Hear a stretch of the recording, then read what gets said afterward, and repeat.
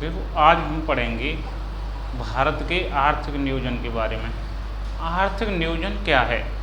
तो देखो आर्थिक नियोजन कुछ नहीं है, राज्य की आर्थिक संपदा और सेवाओं की एक निश्चित अवधि हेतु आवश्यकताओं का पूर्वानुमान लगाना क्या कहलाता है? आर्थिक नियोजन कहलाता है। अब आर्थिक नियोजन की शुरुआत कैसे होती है? आर्थिक नियोजन कहाँ से आता है? स्वतंत्रता के बाद भारत ने सोवियत संघ मॉडल से प्रभावित होकर के मिश्रित अर्थव्यवस्था चुनी थी। अब इसकी प्रेरणा कहाँ से मिली थी भारत को? द वेल्थ ऑफ नेशन नामक किताब से और दास कैपिटल नामक किताब से इसकी प्रेरणा मिलती है। अब पूछा जाता है, चलो भारत में फादर ऑफ आर्थिक नियोजन यानी फादर ऑफ इकोनॉमिक प्लानिंग किसे कहा जाता है?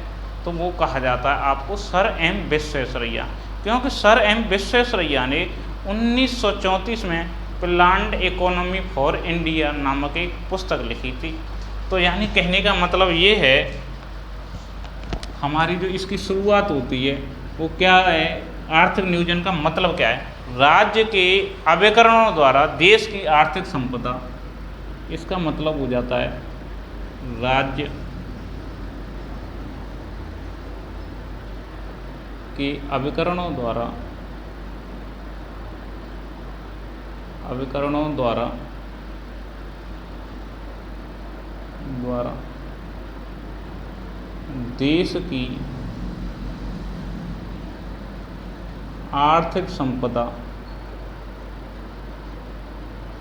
देश की आर्थिक संपदा एवं सेवाओं हेतु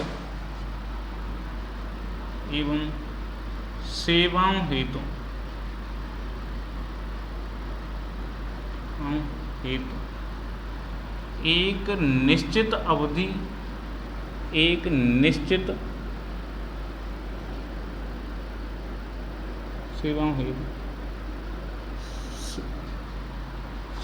सेवाओं की एक निश्चित अवधि हेतु पूर्वानुमान लगाना।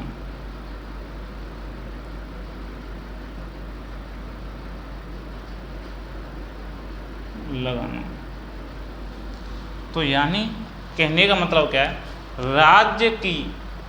राज्य के अभिकरणों द्वारा देश की आर्थिक संपदा एवं सेवाओं की एक निश्चित अवधि हेतु पूर्वानुमान लगाना। यहाँ पर अवधि कर लेना, ठीक है ना? अवधि हेतु पूर्वानुमान लगाना, ये क्या कहलाता है? आपका आर्थिक नियोजन कहलाता है। अब पूछा जाता है आर्थिक नियोजन की प्रेरणा कहाँ से ली गई थी? तो मैंने जैसे कि थोड़ी देर पहले बताया था आपको, वो क्या बताया था कि भारत एक मिश्रित अर्थव्यवस्था है, और भारत ने जो मिश्रित अर्थव्यवस्था अपनाई थी वो किससे अपनाई थी? सोवियत संघ मॉडल से प्रभावित होकर। तो भारत ने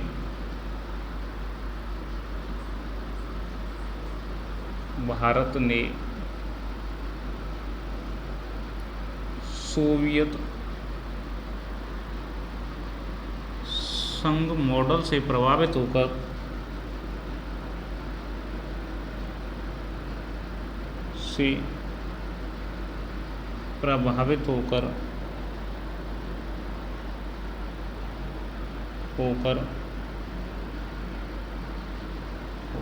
मिश्रित अर्थव्यवस्था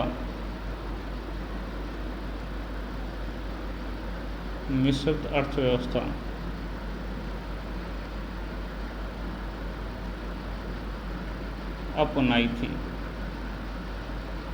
अब मिश्रित अर्थव्यवस्था की प्रेरणा कहाँ से ली गई थी? तो दो बुकों से प्रेरणा ली गई थी, द वेल्थ ऑफ नेशन। अब प्रेरणा कहाँ से ली गई थी?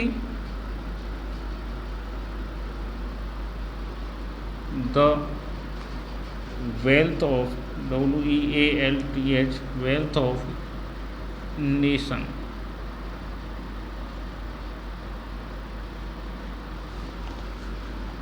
प्लस दास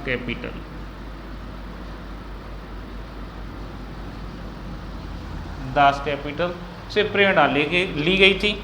अब यहाँ पर भारत में आर्थिक नियोजन की शुरुआत कहाँ से होती है? आर्थिक नियोजन की आवश्यकता के लिए कौन एक पुस्तक लिखता है? तो सर एम विश्वेश्वरैया द्वारा 1934 में प्लान्ड इकोनॉमी फॉर इंडिया लिखी गई थी।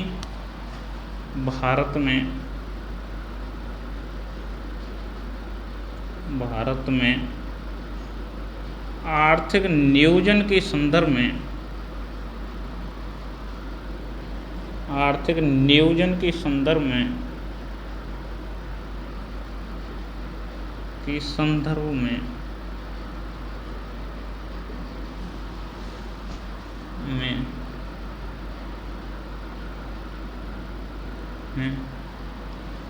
सर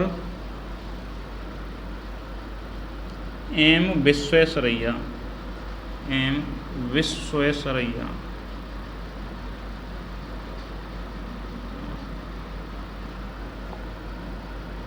द्वारा एक पुस्तक प्लान्ड इकोनॉमी फॉर इंडिया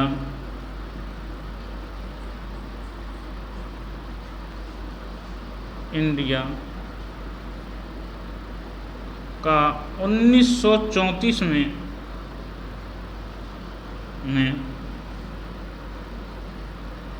प्रकाशन किया गया।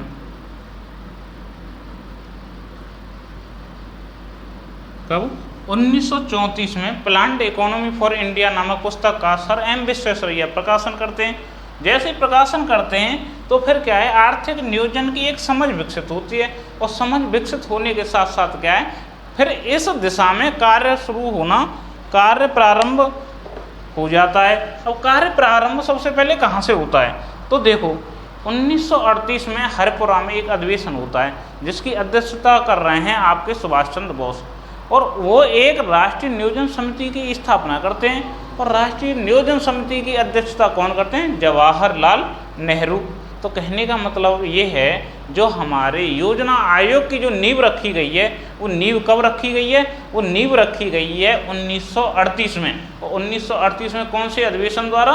1938 के हरिपुरा अधिवेशन द्वारा, जिसकी अध्यक्षता किसने की थी? जिसकी अध्यक्षता की थी सुभाष चंद्र बोस ने।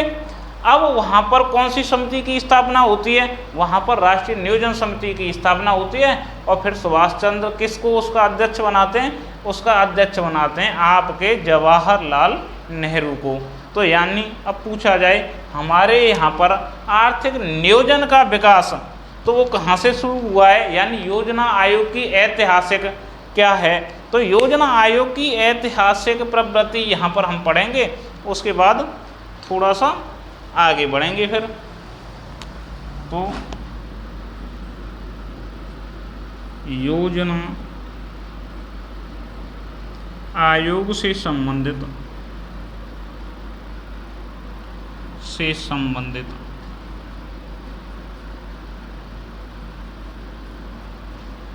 योजना आयोग से संबंधित ऐतिहासिक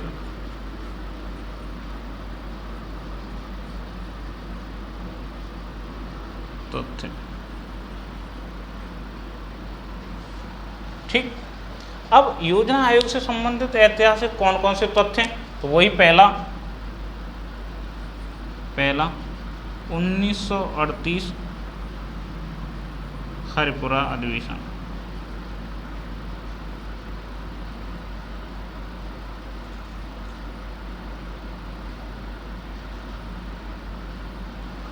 उन्नीस सौ 1938 में जो हरिपुरा अधिवेशन होता है उसमें क्या होता है? तो इसमें होता है आपका जो सबसे पहला शुरू होता है यहाँ से राष्ट्रीय नियोजन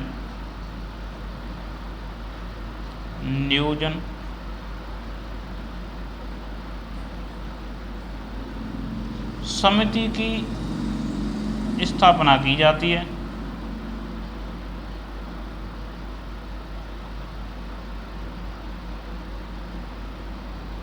तो इस राष्ट्रीय नियोजन समिति की जो स्थापना की गई थी तो इसकी अध्यक्षता किसको दी गई थी? तो इसकी जो अध्यक्षता है, राष्ट्रीय नियोजन समिति के जो अध्यक्ष बनाए गए थे तो वो थे अध्यक्ष जवाहरलाल नेहरू।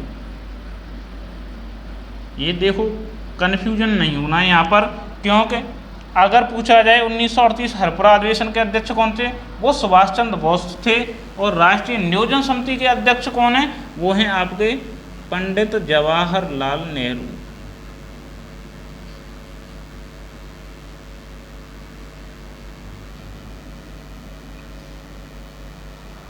ठीक, चलो तो राष्ट्रीय नियोजन समिति का मुझे लग रहा है ये यहाँ पर नहीं दिख रहा होगा, तो ऐसा है मैं ऊपर लिख देता हूँ। ठीक है, पहले यहाँ तक का है स्क्रीनशॉट ले लो, स्क्रीनशॉट के बाद मैं ऊपर से शुरू करता हूँ। तो योजना आयोग से संबंधित जितने भी ऐतिहासिक तथ्य हैं तो यहाँ से शुरू हो जाएंगे अब। ठीक है, चलो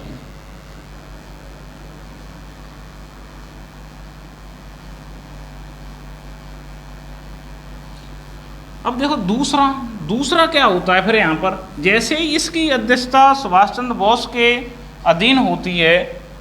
देखो यहाँ पर जो पहला पॉइंट है वो उसे मैं यहाँ पर लिख देता हूँ, शायद वो यहाँ पर नहीं देखा होगा। 1938 हरिपुरा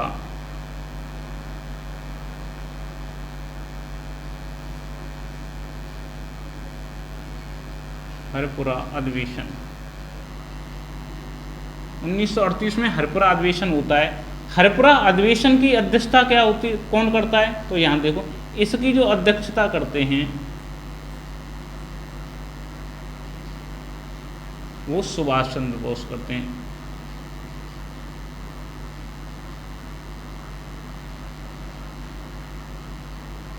बोस। अब यहाँ पर क्या परिणाम निकलते हैं इस अधिवेशन में का परिणाम होता है राष्ट्रीय नियोजन समिति की स्थापना। राष्ट्रीय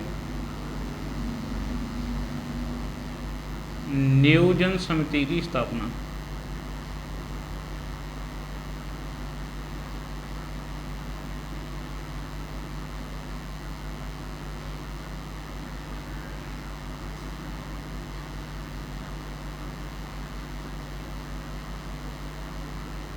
राष्ट्रीय नियोजन समिति की स्थापना की जाती है यहाँ पर।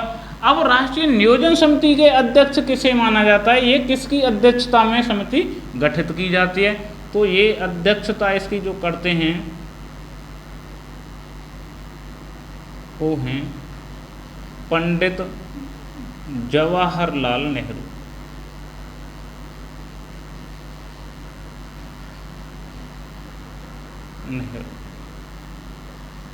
ठीक है, ये इसकी अध्यक्षता करते हैं। अब बात आती है फिर इसके बाद क्या होता है, तो देखो इसके बाद जो दूसरा कदम उठाया जाता है, तो दूसरा ऐतिहासिक तथ्य है वो क्या है, बॉम्बे प्लान। बॉम्बे प्लान की जो स्थापना होती है वो 8 उद्योगपतियों के सम्मेलन से होती है, यानी 8 उद्योगपति के प्रयासों से इसकी स्थापना होती है। वो किसकी अध्यक्षता में होती है, तो देखो अर्देशियर दलाल की देखरेख में बॉम्बे प्लान में 8 उद्योगपतियों द्वारा योजना आयोग से संबंधित तो कुछ महत्वपूर्ण कदम उठाए जाते हैं। तो कौन से, तो 1944 बॉम्बे प्लान।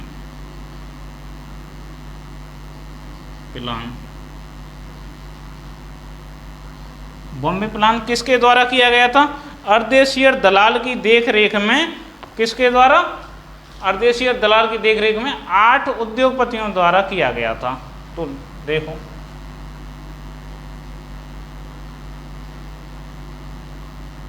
अर्देशियर दलाल की देखरेख में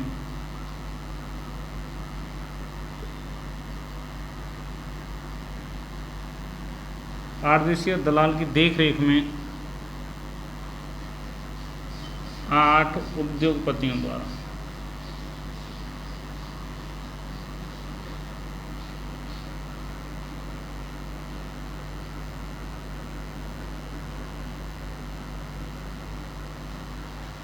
आठ उद्योगपतियों में से कौन कौन से थे, देखो इसमें JRD टाटा थे, GD बिरला थे, पुरुषोत्तम दास ठाकुरदास थे, लाला श्रीराम थे, Kasturbhai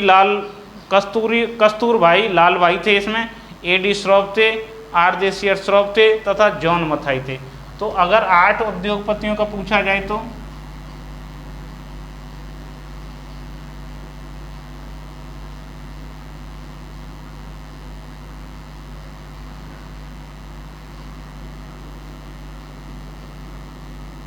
JRD Tata, JRD Tata, GD Birla,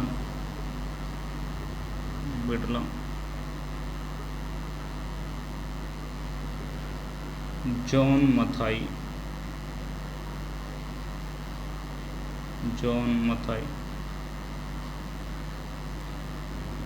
पुरुषोत्तम दास ठाकुरदास,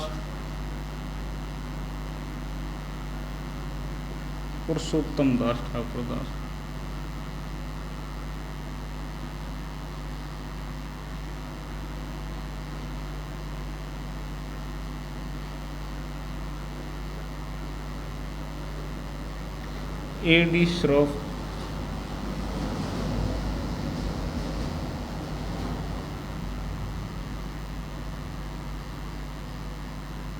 तो यानी कितने हो गए?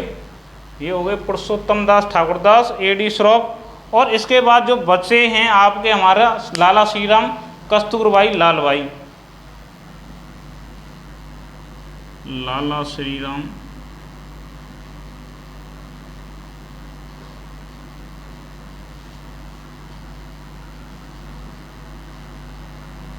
कस्तूरबाई, लालबाई,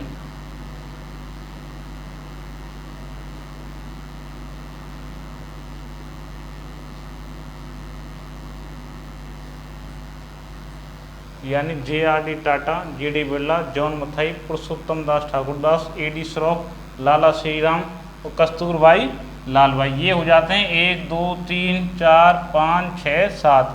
अब 8वें कौन से रह गए? 8वें स्वयं आरजेसियर दलाल थे, ये भी इसमें सम्मिलित थे। तो यानी कहने का मतलब कौन से 8 उद्योगपतियों द्वारा हुई थी, तो 8वें कौन है? आरजेसियर दलाल थे। अब चलो यहाँ से फिर आगे कौन सा कदम उठाया जाता है? तो इसके 1 साल बाद ही जन योजना की शुरुआत होती है, और इस योजना में कृषि क्षेत्र को, किसको? कृषि क्षेत्र को सबसे ज़्यादा योगदान दिया जाता है, यानी कृषि क्षेत्र को प्रमुखता प्रदान की जाती है। तो तीसरा जो रिफॉर्म्स हुआ है प्लानिंग कमीशन में, यानी प्लानिंग कमीशन से संबंधित, वो कौन सा होता है? तो 1945 में श्रीमन नारायण अग्रवाल के द्वारा 1944 में गांधीवादी योजना आती है।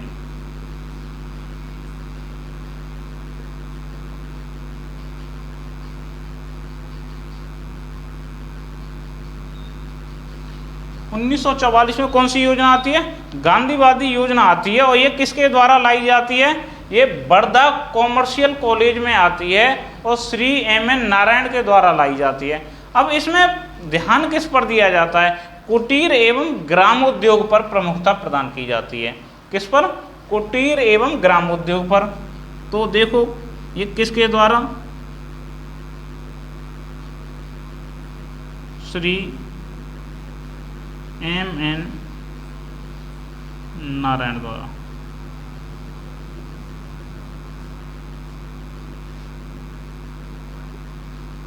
श्री MN नारायण द्वारा। अब इसमें क्या किया जाता है? श्री MN नारायण के बाद क्या होता है इसमें? अब इसमें जो प्रमुखता प्रदान की जाती है, वो प्रमुखता किस पर प्रदान की जाती है? कुटीर एवं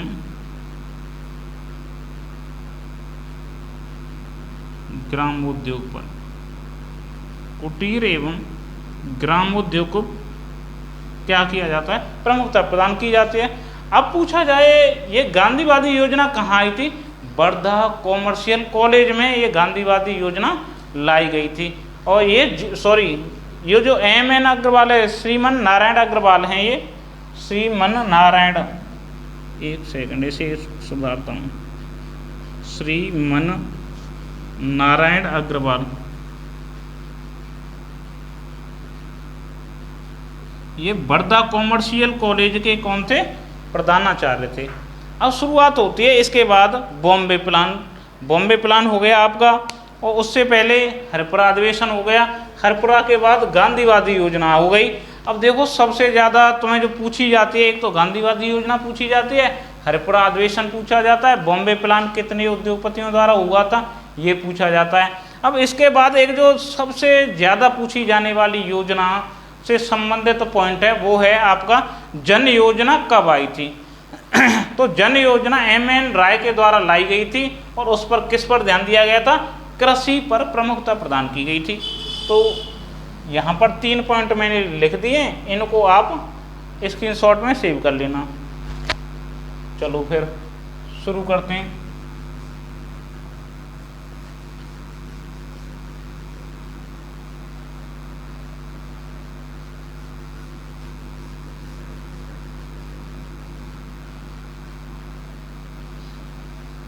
अब पूछा जाता है आपका अगली जो योजना का नाम है, योजना का क्या नाम है आपका, चौथा पॉइंट जो है वो है जन योजना।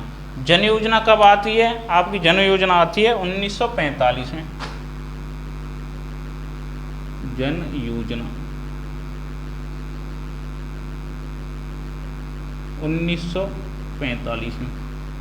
अब जन योजना में क्या हुआ था और किसके द्वारा लाई गई थी, तो ये जो लाई गई थी योजना वो लाई गई थी एम.एन. राय द्वारा।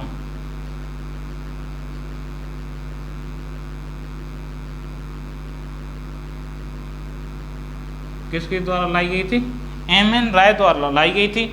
इस पर किस पर ध्यान दिया जाता है, सबसे ज़्यादा जो ध्यान दिया गया है, यानी जो सबसे ज़्यादा प्रमुखता प्रदान की गई थी वो कृषि क्षेत्र को प्रमुखता प्रदान की गई थी।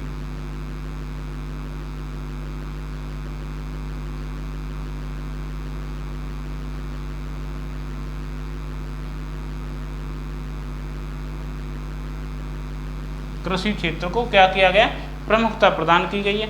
अब पूछा जाता है यह योजना कितने वर्षों के लिए लागू की गई थी, तो ये योजना जो लागू की गई थी वो 10 वर्षों के लिए लागू की गई थी।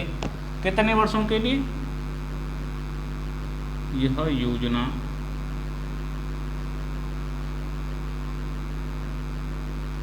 10 वर्षों के लिए लागू की गई थी।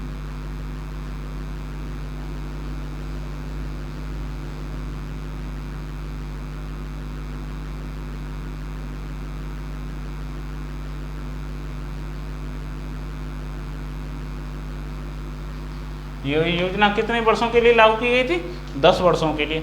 अब अगला जो पॉइंट आता है, इससे चलो यहाँ तक हो गया, हमारे 4 पॉइंट हो गए। ये एम.एन. राय द्वारा आई है, प्रमुखता कृषि क्षेत्र को दी गई है। इससे पहले जो प्रमुखता किसको दी गई थी, कुटीर एवं ग्रामोद्योग को दी गई थी। कुटीर और ग्रामोद्योग को किस योजना के तहत दी गई थी, गांधीवादी योजना के तहत। जो अब नेक्स्ट योजना आती है वो आती है सर्वोदय योजना। अब अगला जो योजना है वो कौन सी है, सर्वोदय योजना। अब सर्वोदय योजना किसके द्वारा लाई गई है, तो देखो सबसे ज़्यादा फेमस इंसान जयप्रकाश नारायण के द्वारा सर्वोदय योजना लाई गई थी। अब ये छोटे तथा कपास उद्योगों के लिए ज़्यादा ध्यान दिया गया था। अब इसकी शुरुआत कब होती है सर्वोदय योजना की, सर्वोदय योजना की शुरुआत होती है 1950 में। तो ये कब आई है, तो ये 1950 में आई है। और इसके जो प्रतिपादक हैं वो कौन है, जयप्रकाश नारायण।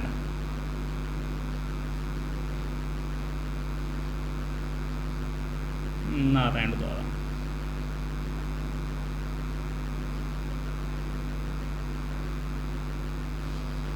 अब इसमें क्या किया गया, छोटे एवं कपास उद्योगों को प्रमुखता प्रदान की गई, एवं कपास उद्योगों को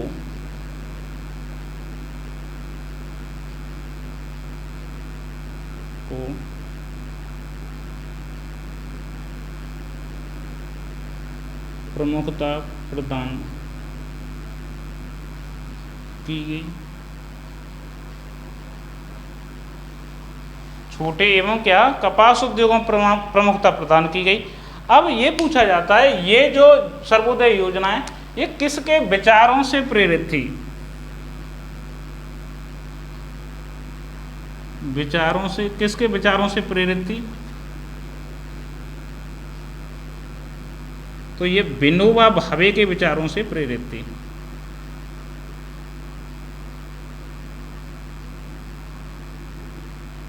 विनोबा भावे के विचारों से प्रेरित थी। अब देखो इसके बाद क्या होता है, योजना आयोग की फिर स्थापना हो जाती है, फिर उसके बाद योजना आयोग की शुरुआत हो जाती है।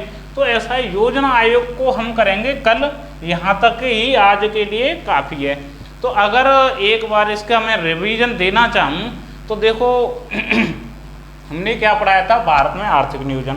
और भारत में आर्थिक नियोजन का क्या मतलब है, राज्य के अभिकरणों द्वारा देश की आर्थिक संपदा और सेवाओं के लिए एक निश्चित अवधि हेतु पूर्वानुमान लगाना, ये क्या है, आर्थिक नियोजन है। आर्थिक नियोजन का जो भारत में विकास होता है वो कैसे होता है, तो देखो भारत पहले तो अपनी जो अर्थव्यवस्था है उसे मिश्रित अर्थव्यवस्था के तौर पर सोवियत संघ मॉडल से प्रभावित होकर चुनता है। और जैसे ही मतलब मिश्रित अर्थव्यवस्था के तौर पर चुनता है, फिर उसके बाद क्या होता है, ये पूछा जाता है इसकी जो प्रेरणा थी वो प्रेरणा कहाँ से ली गई है, तो द वेल्थ ऑफ नेशन और दास कैपिटल नामक 2 पुस्तकों से ली गई थी प्रेरणा। अब उसके बाद शुरू होता है कि भारत में इकोनॉमिक यानी इकोनॉमिक प्लानिंग से संबंधित किसने पहला कार्य शुरू किया था, तो सर एम विश्वेश्वरैया थे। उन्होंने क्या किया था, एक पुस्तक लिखी थी प्लान्ड इकोनॉमी फॉर इंडिया। उस पुस्तक का नाम था प्लान्ड इकोनॉमी फॉर इंडिया। फिर उन्होंने क्या किया, 1934 में पुस्तक लिखी है, उससे क्या है लोगों में एक जागरूकता बढ़ी थी। 1938 में हरिपुरा अधिवेशन में सुभाष चंद्र बोस की अध्यक्षता में वो अधिवेशन चल रहा था, उसमें राष्ट्रीय नियोजन समिति की स्थापना होती है। राष्ट्रीय नियोजन समिति के जो अध्यक्ष बनाए जाते हैं वो जवाहरलाल नेहरू बनाए जाते हैं। फिर उसके बाद बॉम्बे प्लान आता है। बॉम्बे प्लान 1944 में आता है और 1944 में कितने उद्योगपतियों द्वारा उसकी स्थापना की जाती है, 8 उद्योगपतियों द्वारा अर्धदेशीय दलाल की देखरेख में उसकी स्थापना की जाती है। अब 8 उद्योगपतियों को भी अगर जानना चाहें तो देखो, पहले कौन थे, जे.आर.डी. टाटा, दूसरे जी.डी. बिरला, तीसरे पुरुषोत्तम दास ठाकुरदास, चौथे जॉन मथाई, पांचवें जो थे कस्तूरी भाई लाल भाई, छठे आपके क्या नाम है ए.डी. श्रॉफ, और क्या नाम है छठे ए.डी. श्रॉफ हो गए, 7वें लाला श्री राम थे। तो ये थे, और 8वें अर्धदेशीय दलाल जो खुद थे। ठीक है, अब उसके बाद जो योजना आती है उस योजना का नाम था 1944 में आई थी, और उस योजना का नाम है गांधीवादी योजना। गांधीवादी योजना को कौन लेके आया था, श्रीमन नारायण अग्रवाल द्वारा गांधीवादी योजना लाई गई थी। श्रीमन नारायण अग्रवाल कौन थे, वर्धा कॉमर्शियल कॉलेज के प्रधानाचार्य थे। अब बात आती है उसके बाद कौन सी योजना आती है, तो उसके बाद जन योजना आई थी। और जन योजना की शुरुआत किसने की थी, एम.एन. राय द्वारा। जन योजना की जो स्थापना की थी यानी प्रतिपादक कौन थे, एम.एन. राय थे। अब इसमें प्रमुखता किसको दी गई है, कृषि क्षेत्र को प्रमुखता दी गई है। अब पूछा जाता है तो चलो जन योजना में प्रमुखता कृषि क्षेत्र को दी गई थी, तो एक बात बताओ, गांधीवादी योजना में प्रमुखता किसको दी गई है, गांधीवादी योजना में कुटीर एवं ग्राम उद्योग को प्रमुखता दी गई थी। उसके बाद आया था सर्वोदय योजना। सर्वोदय योजना 1950 में आती है जयप्रकाश नारायण द्वारा। ये छोटे एवं कपास उद्योगों को प्रमुखता प्रदान करती है। अब ये जो सर्वोदय योजना है ये किसके विचारों से प्रेरित थी, ये विनोबा भावे के विचारों से प्रेरित थी। तो ऐसा है, आज के लिए हम इतना ही करते हैं। और रही बात योजना आयोग और कल राष्ट्रीय विकास परिषद और पंचवर्षीय योजनाओं को कल आपके सामने पेश करूंगा, तो ये आप कमेंट में बता देना कैसा लगा है, फिर आगे मैं कंटिन्यू करता रहूँगा। धन्यवाद।